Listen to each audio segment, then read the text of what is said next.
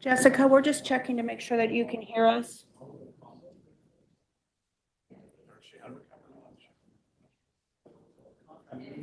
She might be doing something else. Oh, that's fine.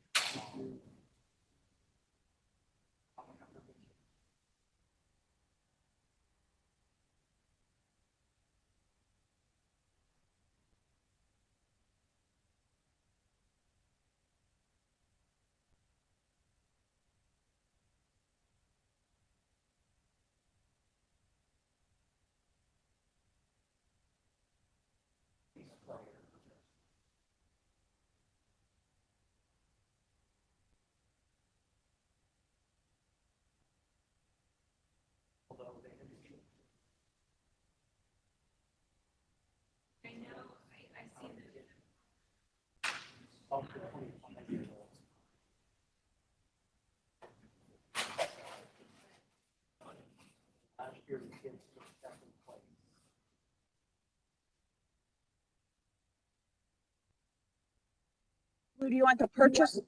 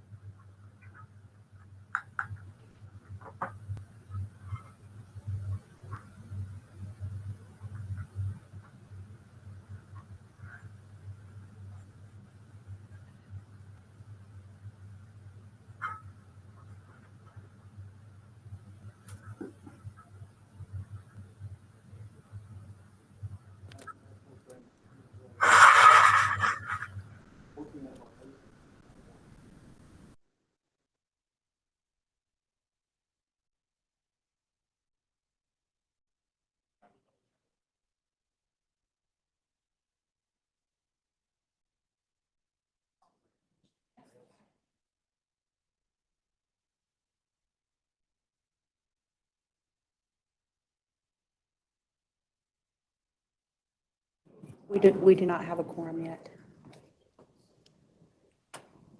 2, 3, 4, 5, 6. We need 9. We only have 7.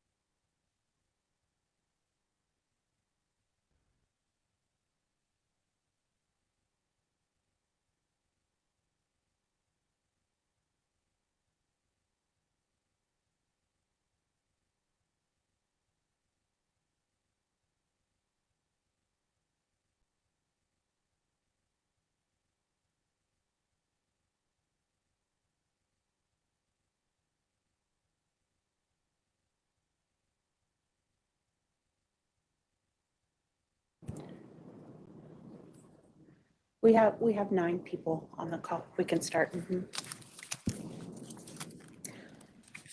I'd like to welcome everyone to the Transit Management Committee and Rail Management Committee meeting. Pat can call the roll, please. Okay. City of Avondale, Charlene Pinella. City of Buckeye, James Shanow. City of Chandler, Ryan Peters. Here. City of El Mirage, Autumn Grooms. Town of Fountain Hills, Dave Trimble. Here. Town of Gilbert, Rob Bohr. City of Glendale, Kevin Link. Here.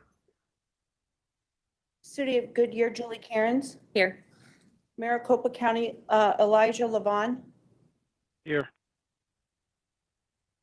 City of Mesa, Chris Brady. Here. City of Peoria, Eric Strunk. Town of Queen Creek, Bruce Gardner. Here. City of Scottsdale, Ratna Corapella. Here. City of Surprise, Tracy Montgomery. City of Tempe, Andrew Ching. Chair, we can proceed. All right, thank you. For those participating remotely, if a committee member would like to ask a question or make a comment during the meeting, please type your comment in the box and it will be read aloud and answered. All meeting attendees, please mute your computer, microphone, or phone. The first item on our agenda is public comment. The public will be provided with an opportunity to address the committees on non-agenda items and all action agenda items. Up to 3 minutes will be provided per speaker unless the chair allows more at his or her discretion. A total of 15 minutes for all speakers will be provided. Do we have any public comment? Yes, Blue Crowley. Thank you, Mr. Crawley.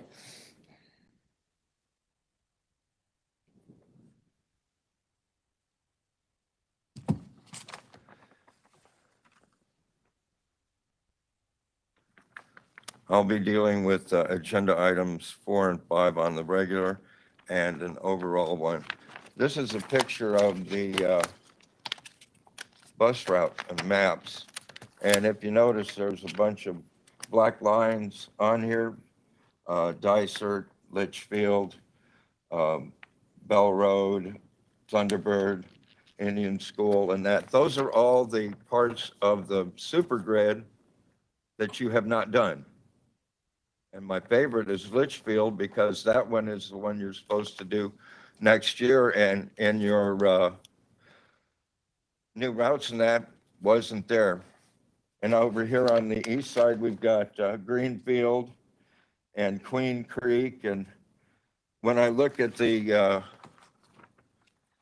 transit deserts that like Gilbert has of only 2 streets going east-west in the 72 square miles of the city, and only 2 going north-south, and we have 9 east-west roads and 9 north-south. So when I see what's going to be happening with that new plan, and I've been up here how many times asking, what were the marching orders that you were giving to those people and what to get done? And I always got nothing back from you. Why? Because MAG's doing it and you guys have no interest or thing to make it a right. They're eliminating the rural routes with the way they're doing. The new plan doesn't do things according to traffic patterns. But my favorite thing in your agenda for today is let's give the lobbyists some more money. My favorite here is number 5, and Chuck Coughlin's a friend of mine, and we've been giving them $500,000 every year. What did High Ground get accomplished for us over the last 3 years? 0. It got voted against, and when I've asked how many times, what are you guys sending to them? You don't. So with the new inadequate plan and their ability to possibly get it to a special session, what are you guys doing to make sure that it was done right? When I look at the transit deserts that are in each of your communities, east side, how much of this doesn't have bus routes? Chandler, Gilbert, Fountain Hills. When we wrote the original document, it was to have circulators and connectors. You haven't done that. You aren't doing the plan right. There is no effort on your Mr. part Crowley, your to time is do, up. I understand.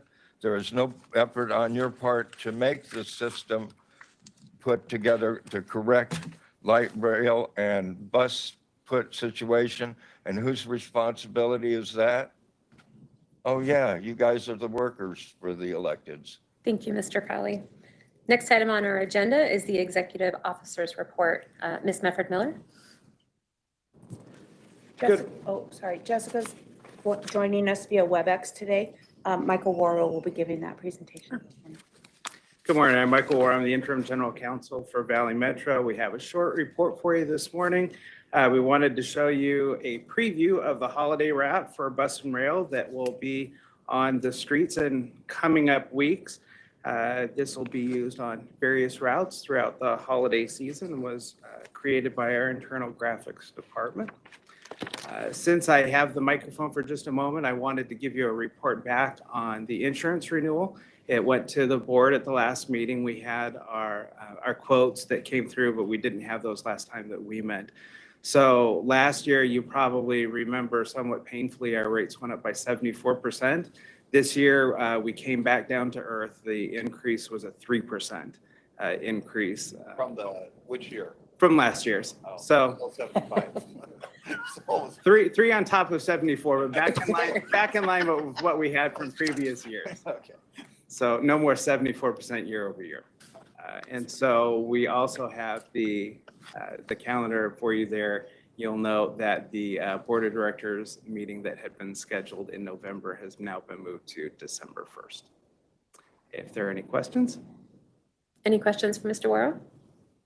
Madam Chair, if I may, I've got just a couple of items. Please.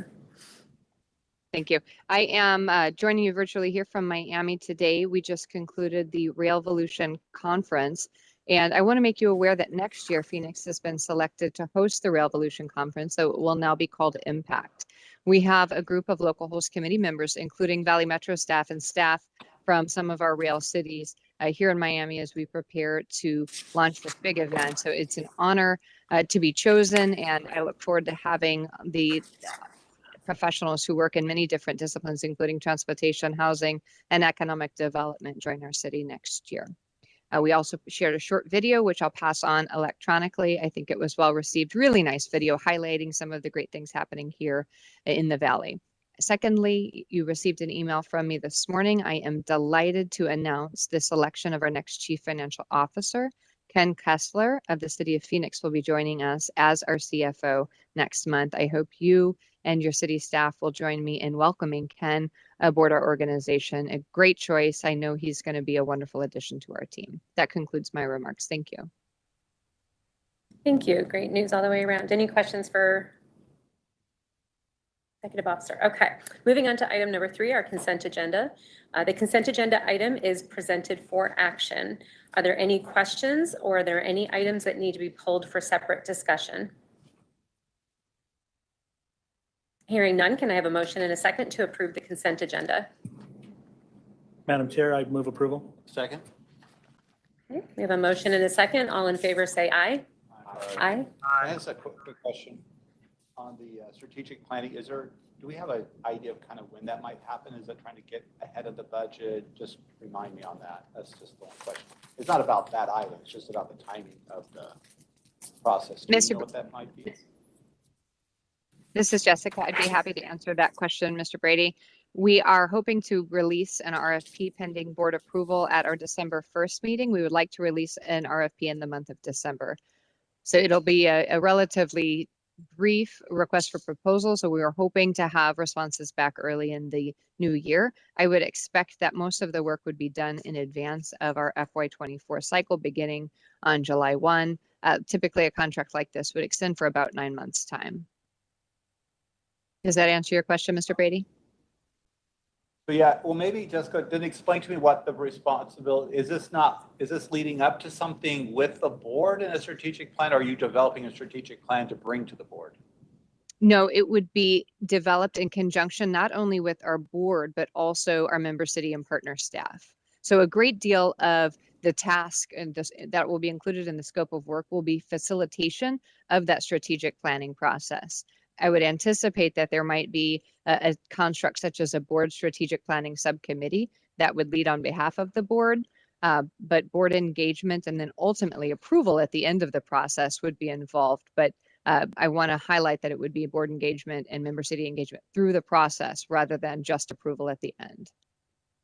And Jessica, just final, do you anticipate to have this work done? It seems like it's going to be a push, but will you have it done before you go into the budget process? Will this influence the following budget process? Yeah, great question. So this influences the FY25 budget process because we've already begun the budget process for FY24 that actually began really in earnest back in August. I do expect that some of the work will inform some of the flavor of the current cycle FY24, some of the strategic moves that we are already making, for instance, with some of our programmatic focus, personnel decisions, that's already going to be in the FY24 strat plan, but any new initiatives would be in the FY25 budget.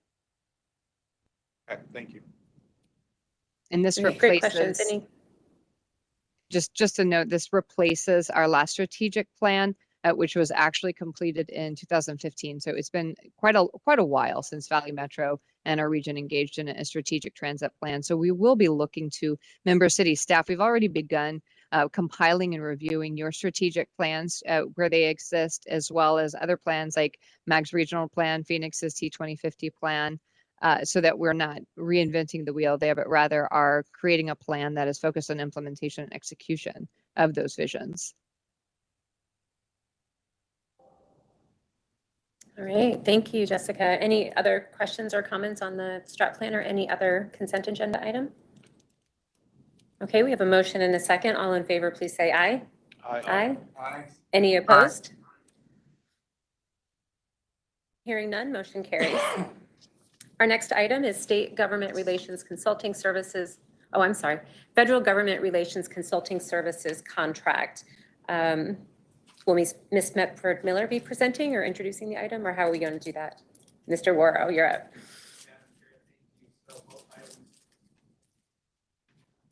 Alexis Tamarone Kinsey is on the call. Alexis, are you positioned to introduce this item? Yes, I am. As you know, Madam Chair, members of TMC, RMC, our current contract with our federal lobbyist expires at the end of this year, December 31st, 2022. In June, we went to the board of directors and they approved an RFP for consulting services moving forward. We anticipated a contract award not to exceed 1.2 million over a 5-year period.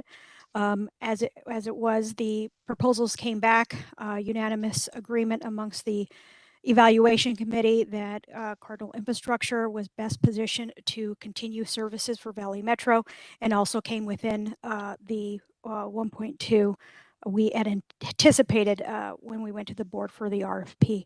I'm happy to answer any questions anybody has about this contract award.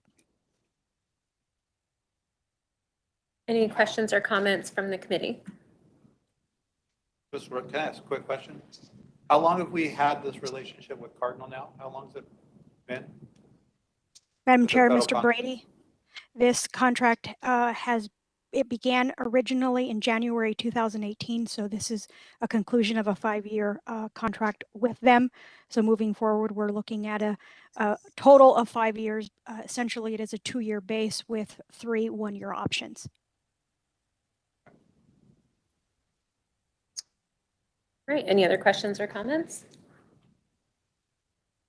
Okay, hearing none, can I have a motion and a second to forward to the boards of directors authorization for the CEO to execute a contract with Cardinal Infrastructure to provide federal government relations consulting services to Valley Metro for 2 years with 3 1-year options. The total contract value will not exceed $1,191,370 for the base and option years, which includes a 10% contingency. Motion second? So moved. Second. Okay, I have a motion and a second. Any further discussion? All right, all in favor, please say aye. Aye. Aye. Any opposed? Okay, hearing no opposition, the motion carries. Item number 5, State Government Relations Consulting Services Contract Award. Who will be presenting this item? Thank you, Madam Chair. Ms. Tamara Kinsey will present this item as well. Thank you, Mr. Warrow. Madam Chair, members of TMC RMC, much like the federal government contracting consulting contract, this is our state legislative consulting contract, which is also up at the end of this year, December 31st, 2022. The board of directors, we went to approve the RFP back in June, and we estimated that this contract would not exceed $450,000 over a 5-year period, much like the federal government contract award. This came in right about at the same amount we anticipated, and a unanimous agreement amongst the evaluation committee.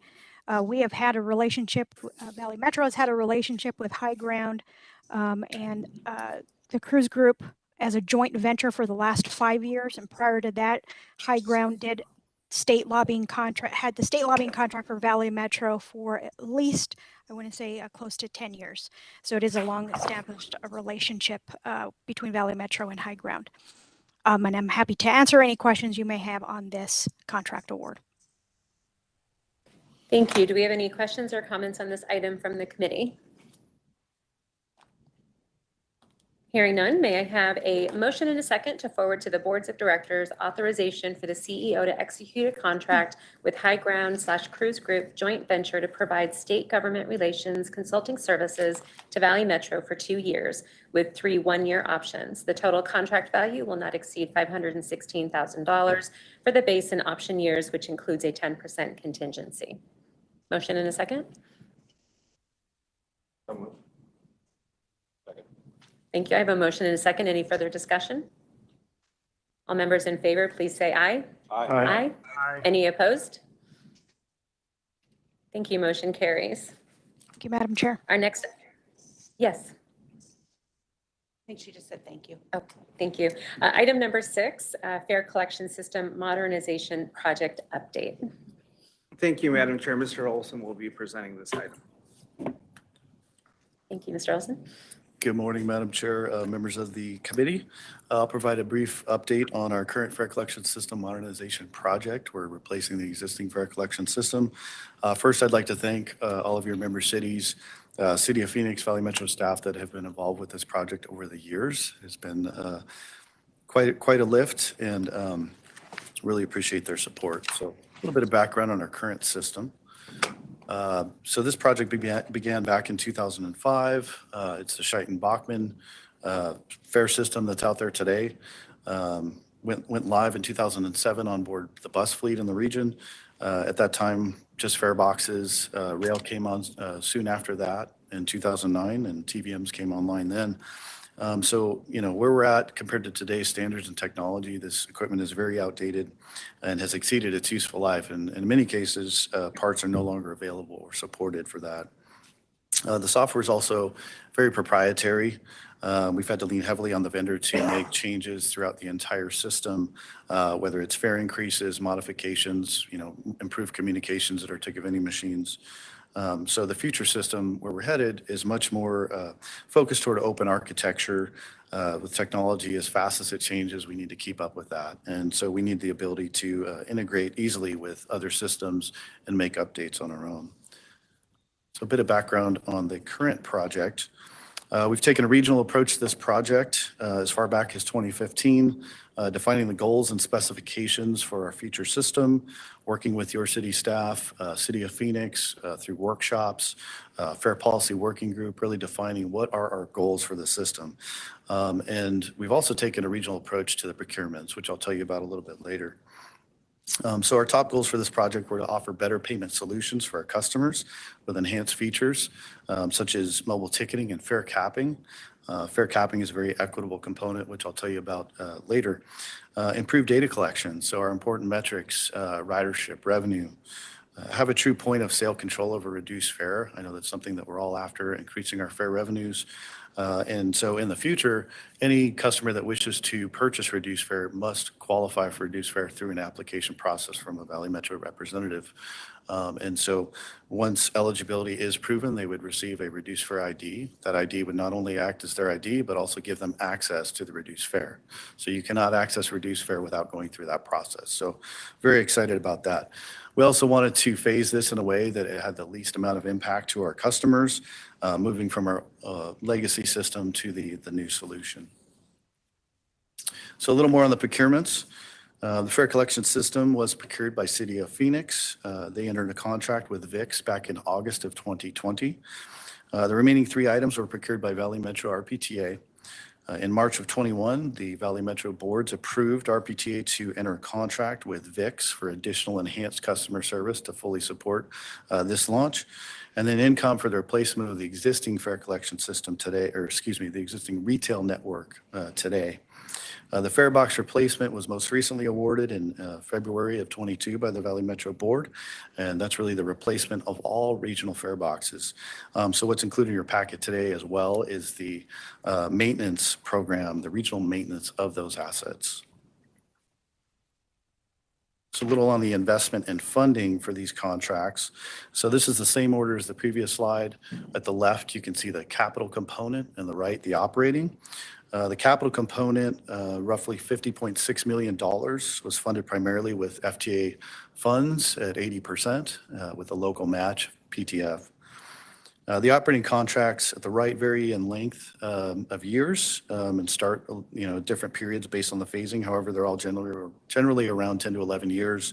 The larger fare collection system contract does have options that take us out to 15 years.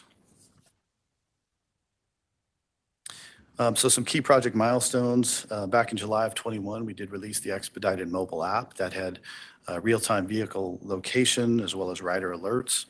And I'll tell you a little bit more about the ratings on that so far. But we're currently working on our phase 1 deliverable, which is the mobile fare launch that's coming up shortly here. We expect that to launch in the December-January timeframe. Phase 2 launch will roll out approximately 1 year later, which will have even more sales channels and benefits to customers, and I'll have some slides on that. So the current Valley Metro app overall has a 4.4 average rating. And like I said, it has that real-time vehicle location and rider alerts. If you haven't used that yet, I highly recommend it. When we update the app for phase 1, essentially we will enable the purchasing of full fare and reduced fare passes, both one ride and day passes. About a year from that date, when we go to phase 2, we will switch over to stored value and implement the fare capping. So as I mentioned, that's a very equitable component, and it's an excellent benefit to our customers. Essentially, it allows customers to tap their way to a monthly pass. So what that means is an all-day pass costs $4. A lot of our transit-dependent customers can't afford the upfront cost of a monthly pass, which is $64. So they end up spending more in all-day passes than a monthly pass over that period. So in phase 2, when we go to fare capping, if someone does purchase 16 all-day passes in a calendar month, they ride the rest of the month for free. A really great value for our customers. So phase 1, we'll offer both full fare, reduced fare, day passes, all day passes that I mentioned, one rides. And then, For this phase, payment, will be through a bank card. In the future, that will change with phase 2. We'll have some options for cash loading on there. But our current VIX customer service team will also be in place to assist any customers with the app and their account. We will continue to have the current fare collection system out there, the Scheitenbachmann that we have today, in place until phase 2. And at that time, we will have a transition plan to kind of phase out of those old devices and convert fully over to the new VIX devices. So phase 1 hardware, new fare readers will be on board on each bus in the region, all light rail stations. Streetcar fare readers will be installed on board the vehicles. The streetcar, if you haven't been out there, it's a small footprint station. We want to keep that open access. And so we've decided with Tempe that we'd have 2 readers on board each vehicle for that purpose. And of course, we wouldn't install those until after the 12-month free fare promotional period is over, which is expected to be of May of 23. So status of phase 1, all of the fare readers have been installed on board the regional bus fleet. So if you are a transit rider, you've likely seen that up front to the right of the fare box. We're almost wrapped up with the civil work at each and every light rail station that we've had to do to prepare to install those fare readers.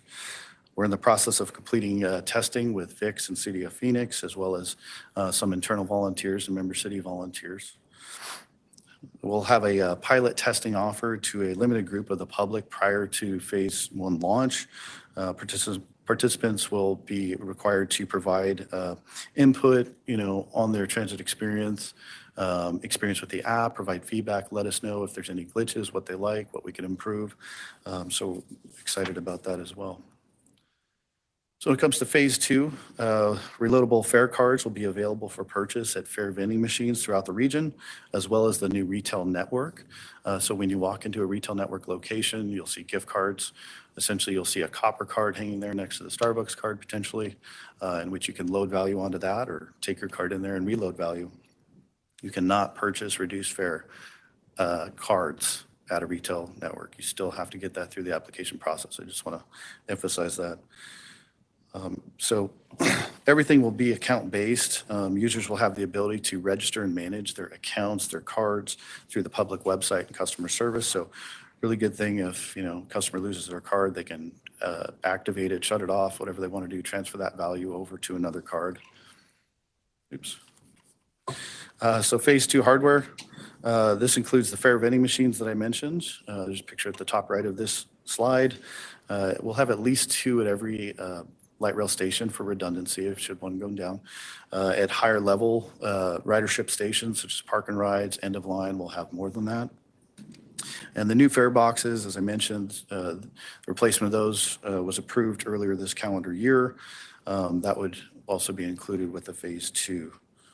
And so these new fare boxes, since everything is really moving to this fare reader and these other sales channels, the new fare boxes will be simplified, cash only. They'll take 1 rides, and that's about it. There's no need to validate there. There's no need to purchase a mag stripe ticket because those are going away. And so much more simplified. I know City of Phoenix and Valley Metro operations teams have looked at these and really support this new model. So with that, I'd be happy to address any questions that you may have. Thank you for the presentation. Any questions or comments from members? Can you go back to the slide on the cost for the capital and operations, please? Yes, Mr. Brady. This slide. So how does that, I'm just curious, that you're spending, is the $50 million, is that 50 million or is that, what is the 50.6, that 50? That's in millions, so 50.6 million. That's just the capital cost? That's correct.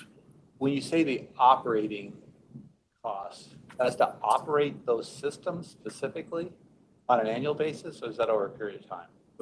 No, so at the far right, you can see the contract length in years. So I've got a base identified there and then. Oh, the sorry, years. sorry. Okay, so it's spread out over the period of time. Okay. Exactly. Sorry As for mentioned, that. some of them have different start dates, but Okay. generally around 10 to 11 years. What's our typical collections in a year? Total, So this is, I mean, this system is collecting revenues, right? What's the typical annual so receipts of our target would be around 25%. We know today that it's 25% of which number? total operations in the region, not just this number. Okay. I don't have that number off the top. I'm of just my head. curious how much we're spending to capture the collections versus how much we're actually collecting, what that looks like. Has anybody run that ratio of the cost it takes us to chase a dollar? What that looks like? Yeah. Because at some point, you kind of go, okay, we're spending X to chase a dollar. Is that worth the dollar, or should we just, I know there's that whole debate. I'm just curious. I think it would be a good number to have. I'm not in support of this, right? But at some point you have to always ask that question.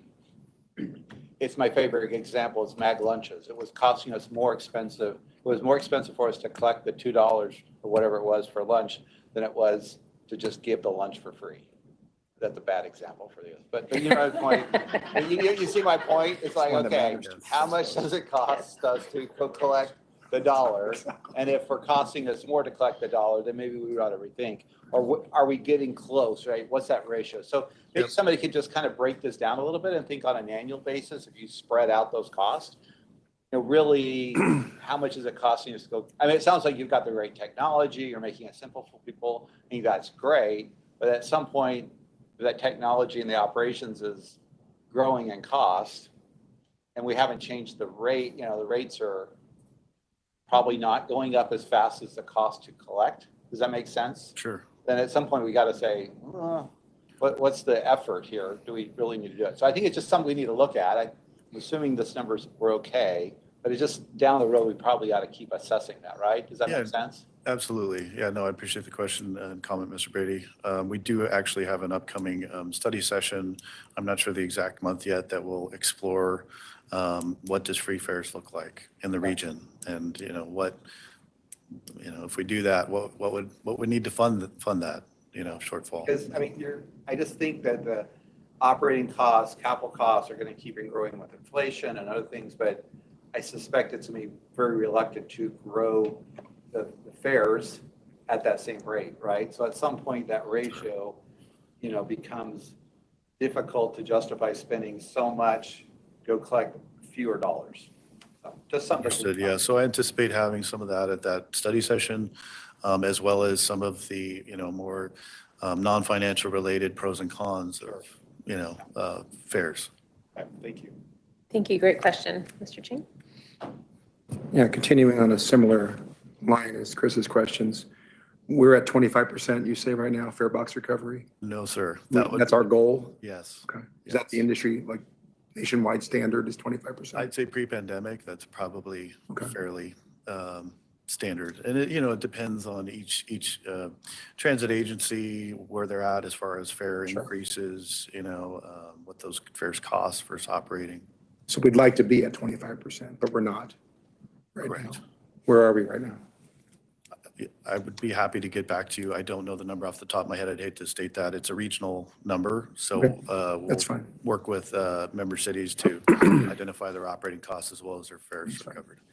But the goal is 25%. And I guess my question would be this is, I assume that every transit agency at some point, assuming they're not going to abandon trying to collect fares, has to upgrade the equipment that they use to collect fares over a period of time, right? I mean, things become obsolete, we move to different technologies, all of that would be reflected in this. I guess my question is what we're seeing here a function of not just replacement of obsolete technology over time, but also with an intent to try to increase our numbers so that there can be a greater, that over time, whatever the cost here, there might be some level of cost recovery, not just for the system, but also specifically for the replacement of the fare box infrastructure. Was that part of the intent of going to this system? Yeah, I mean, Yeah, I think the new technology, obviously, we have to keep components working. If they're not, then people are riding for free. And, if our policy is we collect fares, we don't want to do that. Right. The other big part of this, which I can't emphasize enough, is the reduced fare issue that we have today. Anybody can go purchase a reduced fare. We're bleeding quite a bit of fare revenue just for that reason. Reduced fare right now currently is enforced at point of use. In the future system, it'll be at point of sale and of use. So operators, fare inspectors will still look at that reduced fare ID, but it'll be more of a universal ID and you can't access those fares. So I'm hopeful that just with that change, we're going to see quite a spike increase in fare revenues. But that change is not directly related to this item, right? I mean, that's a change in the way that we enforce where someone is able to claim a reduced fare and whether they can do so validly. Well, we can't get there without this technology. Okay. So it's packaged together. All right, understood.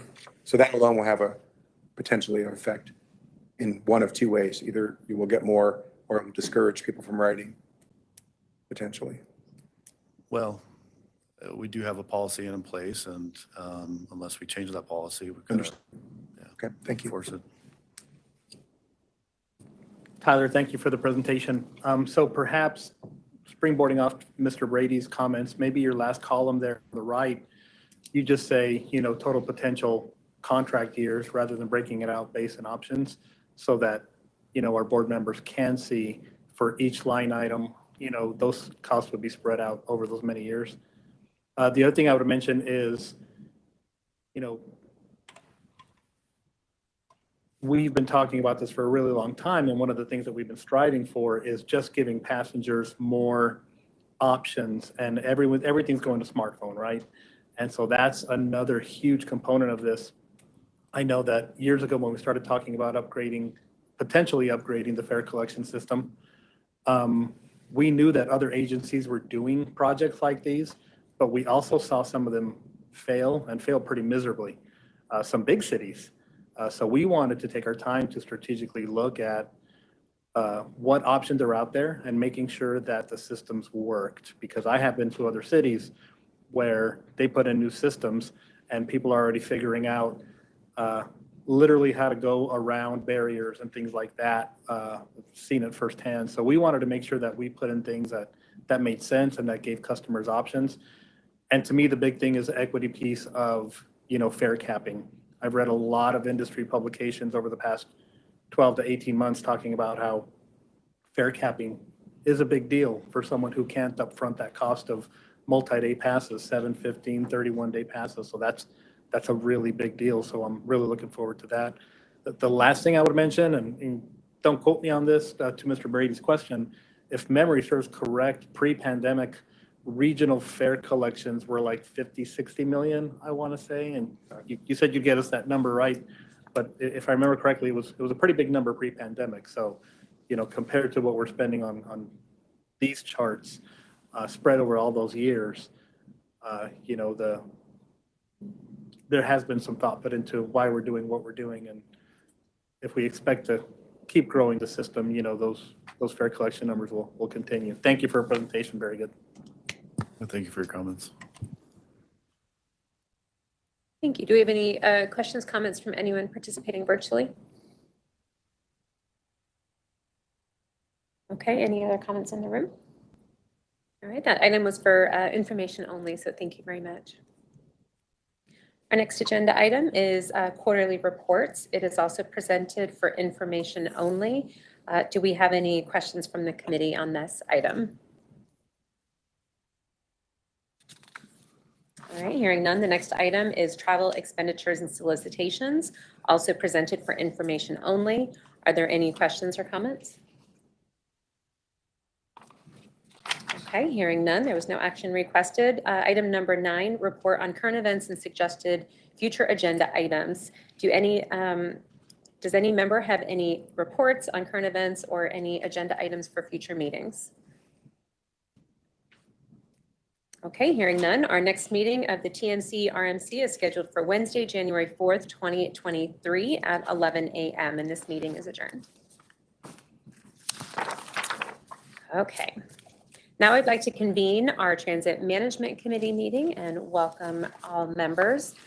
First item is public comment. The public will be provided an opportunity at this time to address the committee on non-agenda items and all action agenda items. Up to 3 minutes will be provided per speaker unless the chair allows more at his or her discretion, with a total of 15 minutes for all speakers being provided. Do we have any speaker cards, Pat? Mr. Crowley. All right, thank you, Mr. Crowley. Hi, I've got the bus map here. And Mesa, if you look on the other side of Gilbert Road, there's an area of close to 40 square miles. It's got 2 north-south and 1 east-west route. Would you call that a transit desert? I could do the same for Gilbert. I could do the same for Chandler. But I don't see where you guys just spent $500,000 for high ground to do what? Because they don't have marching orders. You guys have not given any instructions to them or your federal people. The federal people screwed you what? Twice over their contract? To where now you guys have to bring things to the board before they get jerked around. In the document that MAG sent, there's a part of it that says asset maintenance preservation rail, $1.1 billion. Well, I've been asking for some stuff to get the numbers on it. We got 70 pieces of equipment. They cost between $5 and $7 million. So the replacement cost of it being $5 million would be $350. If we do it at $7 million, it's only going to be $490 million. They have 1.1 billion set aside for that. Now, if that's for rail maintenance and such, I'd like somebody to explain it to me, because as I said, with the fleet itself, if they've got a 30-year life. We just bought a couple of them, so they won't even be ready to be replaced during the whole of the new document. And I don't see where any of that is being done for the bus. There is no money for doing things according to traffic patterns, which is what you guys should be doing it, because it's air quality is part of your job.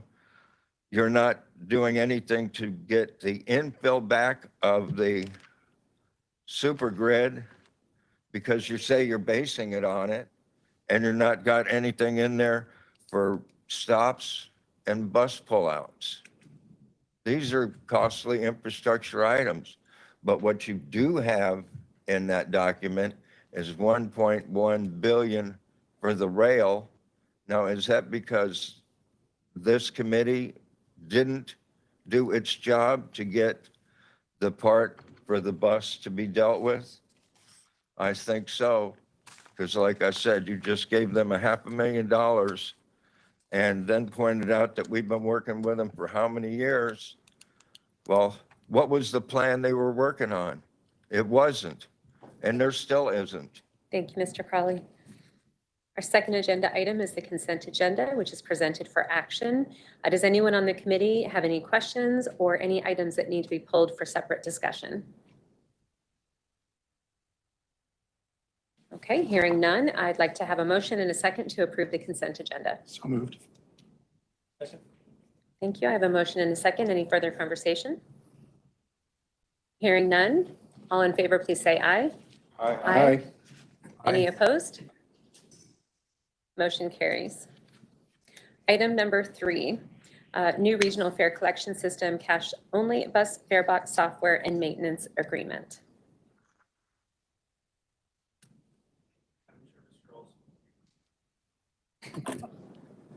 Once I put my microphone on, thank you, Madam Chair. Mr. Olson will be presenting this item. Madam Chair, members of the TMC committee, So in February of this year, as mentioned, the RPTA board approved Valley Metro to move forward with a contract with Scheidt & Bachmann to replace all of the existing fare collection fare boxes in the region. So that would include City of Phoenix and Valley Metro operated fleet right now. Those fare boxes would be in service around the phase 2 launch of the fare collection system modernization project. The member before you is requesting that we enter an 11-year contract with Scheidt & Bachmann to provide the software and maintenance for the new regional assets that have been approved for purchase across the entire fleet of buses in the region. So this work includes services like preventative, remedial, and life cycle maintenance. It's an 11-year contract. The first year is a warranty period. Historically, City of Phoenix has utilized Scheidt & Bachmann to perform the same level of maintenance in the past, and based on their experience has worked out favorably. So this contract will continue that level of service for City of Phoenix fleet, but also bring in the RPTA fleet of fare boxes. Other transit providers like RPTA and previously Tempe, when they operated their own service, had their transportation contractor perform this work, and that would really be around fingertip maintenance, light maintenance.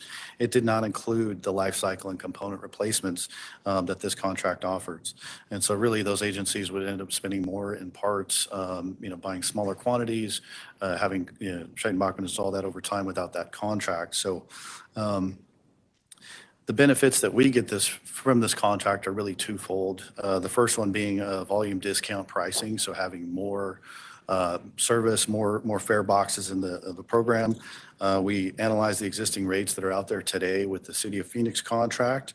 The hardware maintenance is around just over $5,000 per fare box, whereas the new regional contract with more fare boxes to maintain is around just under $4,000 per fare box. So moving to a regional contract as opposed to individual contracts with Scheidt & Bachmann is estimated to save us about $1.2 million a year over the course of that contract. So secondly, the other benefit is consistent maintenance and improved reliability across the region. So consistent levels of service, consistent replacements, life cycle updates, and really across the entire regional fleet. So that also gives the customer a consistent experience as far as their interaction with the fare box across the region. So the funding for this program would be included in the cost per mile that is billed for the service purchased by member cities. Therefore, the sources of funding would be local funds and Prop 400 in those annual IGAs. It should be noted that since this contract is really for the region, although VM will hold that contract, RPTA will be 100% reimbursed for any costs applicable to other providers such as Phoenix in the current state. If Tempe or any other entity wanted to move forward with their own transit service in the future that were part of this fare boxes, they would pay for their fair share of that maintenance as well. So that concludes my overview. I'd be happy to answer any questions that you may have. Thank you for the presentation. Questions?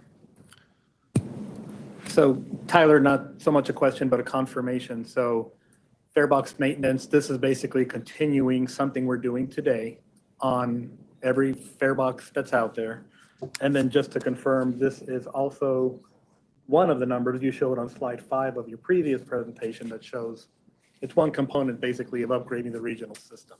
Yes, Mr. Sapien, that's correct. So Thank you. yeah, it is included in that previous presentation. And yes, it's a service that City of Phoenix has the exact service today. RPTA does not have that service, but collectively, this new contract will provide that consistent level of service across all fare collecting buses in the region. Thank you. Any other questions, comments? All right, I request a motion and a second to forward to the Board of Directors authorization for the CEO to execute an 11-year contract with Scheidt & Bachmann to provide the hardware maintenance and software support for the new regional cash-only fare boxes for the entire regional bus fleet. The total operating cost will not exceed $45,331,000 with a contract value of $41,210,000 with a 10% contingency of $4,121,000. Motion and a second? Motion. Second. Thank you. I have a motion and a second. Any further conversation? All right, hearing none. All in favor, please say aye. Aye. Aye. Any opposed? Thank you. The motion carries. Next item is a report on current events and suggested future agenda items. Does any member have such? Okay, hearing none, our next meeting is Wednesday, January 4th, 2023 at 11 a.m. and our meeting is adjourned. Thank you.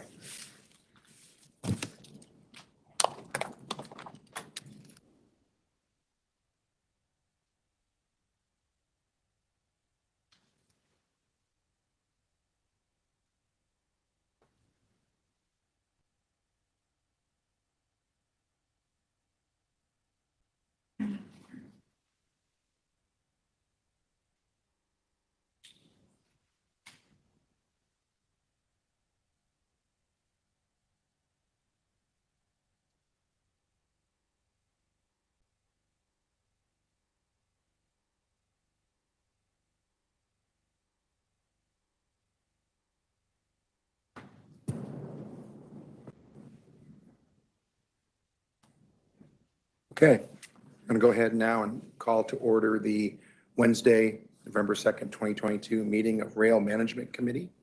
Our first agenda item is public comment. Public will be provided with an opportunity this time to address the committee on non-agenda items and all action items on the agenda. Up to 3 minutes will be provided per speaker unless the chair allows more. Total of 15 minutes for all speakers will be provided. Do we have any speakers for this committee meeting? Mr. Crowley? Very good. You have 3 minutes, Mr. Crowley. As I was pointing out to the bus people, that document has in there $1.1 billion for you people in rail to totally replace the 72 units that we have in our system now. It would be $540 million. Where are the other $540 million going to? Track maintenance. I don't see that we need to be having to replace any of it. And I have asked for documentation from this committee and at the regulars, and it's now been 2 weeks because I was trying to find out how much do we have in rolling stock? Well, you know, what's its value? Well, if you paid $5 to $7 million for each one of them, do the math. You know, 350 million to that 54 million, that's what it would cost. So why is it that in that document, it says rail, you need $1.1 billion? Is there's something that we need to know about the rail that needs to be dealt with, you know, with track maintenance, et cetera? And if we're going to have to be getting a lot of new track over the next 25 years, why aren't we converting the system to maglev? Then we don't have any friction deterioration.